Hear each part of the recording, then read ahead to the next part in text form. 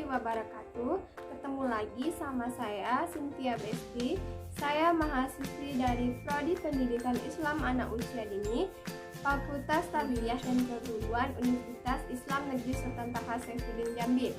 Baiklah, di sini saya akan menjelaskan terkait dengan konsep kurikulum PAUD, yang mana kita akan mendefinisikan terlebih dahulu apa itu konsep, kemudian definisi dari kurikulum, dan selanjutnya definisi anak usia dini. Baiklah, di sini saya akan menjelaskan tentang definisi konsep. Aristoteles menjelaskan dalam bukunya The Classical Theory of Concept. Konsep adalah pengetahuan ilmu utama dalam pembentukan pengetahuan ilmiah dan filsafat pemikiran manusia. Menurut Kamus Besar Indonesia, konsep adalah rancangan atau buram surat dan sebagainya, ide atau pengaturan yang diabstrakkan dari peristiwa konkret. Selanjutnya saya akan menjelaskan tentang definisi kurikulum. Secara etimologi, pengertian kurikulum berasal dari bahasa Yunani, yaitu kurir, artinya pelari, dan kurer yang berarti tempat berpacu. Arifin dikutip oleh Pajelah 2017 halaman 44. Selanjutnya menurut Undang-Undang Sisdiknas Nomor 20 Tahun 2003, kurikulum adalah perangkat rencana dan pengaturan mengenai tujuan, isi, dan bahan pedoman penyelenggaraan kegiatan pembelajaran untuk mencapai tujuan pendidikan tertentu. Selanjutnya tentang definisi PAUD.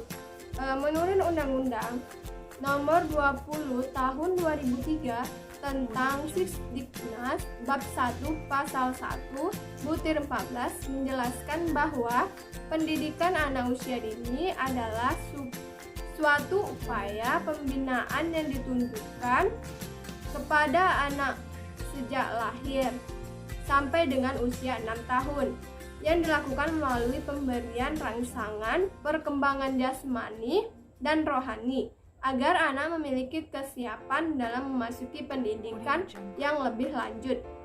Selanjutnya, definisi konsep kurikulum PAUD. Jadi, dapat disimpulkan bahwa konsep kurikulum PAUD adalah rancangan atau ide berisi pengaturan mengenai tujuan, isi, dan bahan pelajaran, serta cara yang digunakan sebagai pedoman penyelenggaraan kegiatan pembelajaran di pendidikan anak usia dini atau PAUD. Selanjutnya saya akan menjelaskan tentang sejarah kurikulum PAUD. Sejarah kurikulum PAUD ini dikenal pada abad ke-18.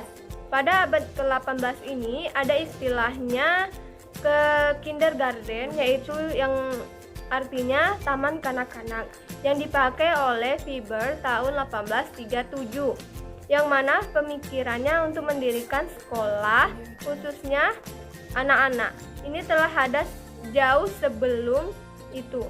Tokoh-tokoh yang menyelenggarakan kindergarten ini pada zaman itu yaitu Martin Luther, Comenius, Fotologi, Darwin, dan Sunwin. Sumbangan yang banyak sekali terkait dengan pendidikan formal.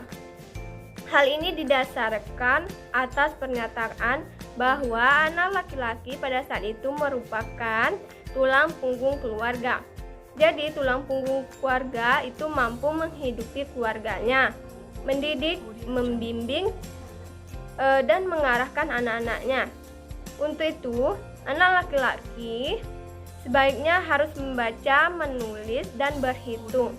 Ia juga menyarankan agar musik dan olahraga juga dimasukkan ke dalam kurikulum sekolah. Pendapat ini terdapat dalam Prosinger tahun 1976. Kemudian pada tahun 1562 sampai 1570, tokohnya ialah John Nomius. Dia menginginkan agar semua anak mendapatkan kesempatan belajar di sekolah. Jadi, idenya John Nomius ini sangat cemerlang dan juga masih dipakai sampai sekarang, yaitu kurikulum yang terintegrasi atau integrated kurikulum. Kemudian kurikulum yang memberikan kesempatan kepada anak laki-laki untuk belajar dari pengalaman langsung. Jadi, di dalam kurikulum terintegrasi ini tidak memisahkan diri berbagai macam bidang studi seperti matematika, sains, Inggris, seni, dan lain-lainnya. Jadi, itu di dalam suatu kesatuan. Kemudian di dalam Charles Darwin 1959 menuliskan buku tentang The Origin of Species, di mana ia menyatakan bahwa setiap individu yang adiktif akan survive tentang hidup dan melanjutkan keturunannya. Itu agar anak tetap hidup dan melanjutkan keturunannya. Itu agar anak tetap hidup, maka ia berlatih beradaptasi dengan lingkungannya.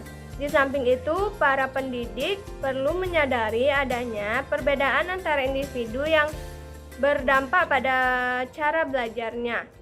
Selanjutnya, pada tahun 1712 sampai 1778 ada J.J. Rousseau. Ia menuangkan pemikirannya tentang pendidikan anak usia dini dalam novelnya Emil. Ia menuangkan pendapat bahwa anak adalah miniatur orang dewasa dan menyarankan agar anak didik sebagaimana kodratnya. Jadi, J.J. Rousseau ini berpendapat pendidikan sebaiknya disesuaikan dengan anak. Menurutnya, anak usia lahir 0 sampai 5 tahun belajar terbanyak melalui aktivitas fisiknya. Sementara anak usia 5 sampai 12 tahun belajar dari pengalaman langsung dan melalui eksplorasi terhadap lingkungannya.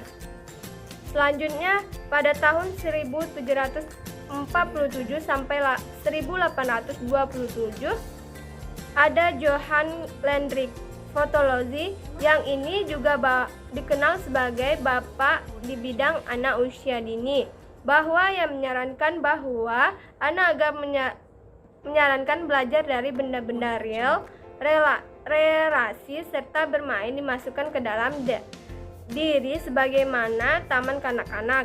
Jadi, Pestalozzi ini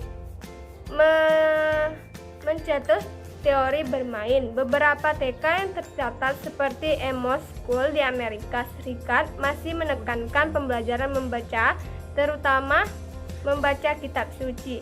Oleh karena itu, TK di Amerika di bawah pengawasan gereja dan tes pemahaman atas dasar tingkat pemahaman anak-anak terdapat ayat-ayat.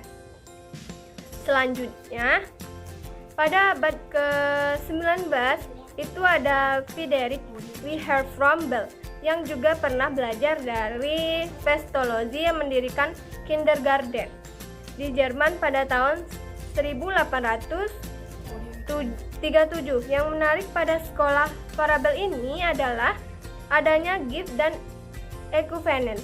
Gift adalah benda-benda real untuk sarana belajar anak.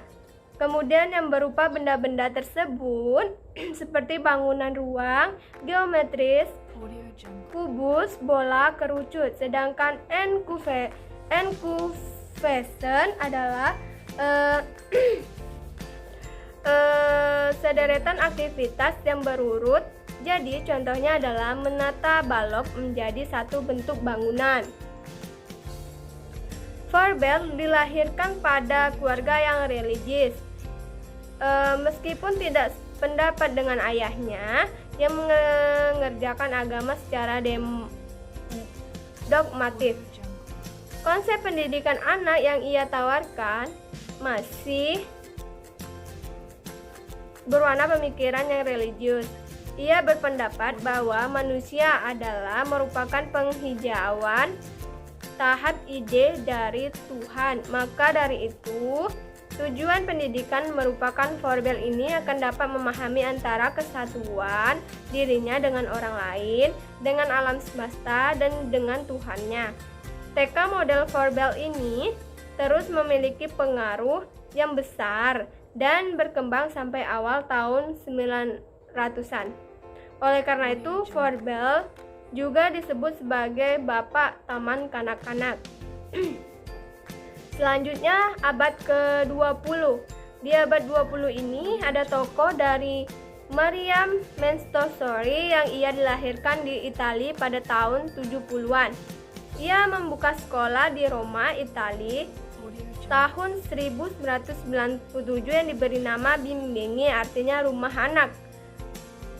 Maria Montessori ini mendirikan Bimbingi berawal tahun 1995. Pengalaman mendidik anak dalam sebuah bukunya yang berjudul Scientific Pedagogy, Self-Help Education in the Garden in the House. Montessori menggambarkan pada kodrat anak pada makhluk yang memiliki daya serap tinggi yang dikenal dengan teori development of mind Montessori 1987. Menurut teori ini, anak memiliki daya serap yang tinggi dari lingkungannya yang dapat analogikan sebagai serap kertas seperti kertas tisu terhadap air. Jadi, sangat cepat sekali daya serap anak. Di sekolah Montessori, anak-anak dilatih untuk menguasai keterampilan yang akan dicapainya seumur hidup. Keterampilan tersebut antara lain meliputi mengancingkan baju, menalikan sepatu, dan memasangkan kaos kaki. Selain itu, juga dilatih membaca, menulis, aritmatika, dan benda-benda yang diproses dalam pembelajaran mengajar diseleksi dengan sebaik-baiknya. Sampai saat ini juga ada dikenal dengan permainan Montessori seperti itu. Oke, selanjutnya adalah sejarah pendidikan anak usia dini di Indonesia. Berdirinya kindergarten yang dikenal Forber School yang berpengaruh pada pendidikan anak usia dini sejauh dunia termasuk di Indonesia. Sering dengan kebangkitan nasional yang diawali berdirinya Budi Utomo, kesadaran akan pentingnya pendidikan pada kaum bumi putra semakin dirasakan sehingga pada tahun 1999 peserta wanita Asia mendirikan Bustanol Aspal yang utama didirikan di Yogyakarta. Kurikulum dan materi pendidikan melakukan sikap nasionalisme, nilai-nilai agama, melakukan sikap nasionalisme, nilai-nilai ajaran agama. Bustanol Aspal ditunjukkan untuk respon popularitas lembaga PAUD yang berintegritas di Eropa pada tahun 1922. Kemudian Ki Hajar Dewantara pulangnya diasingkan dari Belanda selama 2 tahun, mendirikan Taman Lare atau Taman Kanak-kanak. Selanjutnya ada beberapa kali di Indonesia setelah kemerdekaan dibagi menjadi 5 periode ya. Yang pertama pada periode 1945 sampai 1665. Periode ini ditandai berdirinya Yayasan Pendidikan Lanjut Wanita. Selanjutnya pada periode 1965 sampai 1998 ditandai dengan diperkenalkannya silabus kurikulum baru tahun 1998. Selanjutnya periode 1998 sampai 2003 ditandai dengan otonomi daerah yang berpengaruh pada penanganan PAUD di pusat maupun di daerah. Selanjutnya pada tahun 2009 sampai 2000 sekarang itu ditandai dengan kebijakan penggabungan pembinaan PAUD pada formal maupun non-formal di bawah Rektorat Jenderal Pendidikan Anak Usia Dini.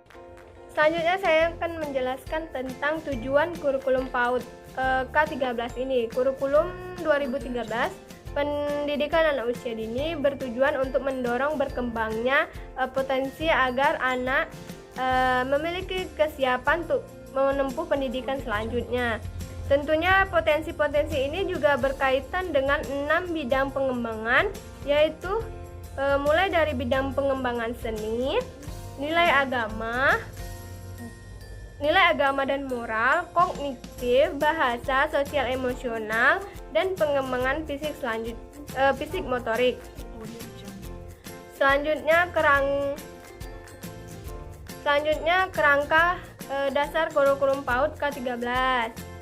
Di dalam kerangka dasar kurikulum ini ada beberapa landasan yang dijadikan sebagai dasar dari kurikulum pendidikan anak usia dini, yaitu bisa dilihat dan dibaca pada kurikulum PAUD 2013 Permen 146. Ada 5 landasan, yaitu landasan filosofis, landasan sosiologis, landasan fisikopedagogis, landasan yuridis, dan landasan teoritis. Selanjutnya saya akan menjelaskan tentang struktur kurikulum 2013. Di dalam struktur 2013 terdapat kompetensi dasar dan kompetensi inti. Kompetensi dasar terbagi menjadi 4 bagian, masing-masing kompetensi inti 1, kompetensi inti 2, kompetensi 3, kompetensi inti 4. Di dalam kompetensi inti 1 ini disebut dengan spiritual, kompetensi inti 2 sosial, kompetensi 3 pengetahuan, dan kompetensi inti 4 keterampilan. Begitu juga dengan kompetensi dasar. Kompetensi 1 spiritual, kompetensi inti 2 sosial, kompetensi 3 pengetahuan, dan kompetensi 4 keterampilan. Selanjutnya karakteristik kurikulum PAUD K13 ada mengoptimalkan perkembangan anak, menggunakan pembelajaran tematik dengan pendekatan saintifik dalam pemberian rangsangan pendidikan. Kemudian ada menggunakan penilaian autentik dalam memantau perkembangan anak. Dan terakhir, memperdayakan peran orang tua dalam proses pembelajaran. Mungkin hanya itulah yang dapat saya sampaikan dan saya jelaskan. Semoga bermanfaat. Saya akhiri, wabillahi taufiq walhidayah. Wassalamualaikum warahmatullahi wabarakatuh.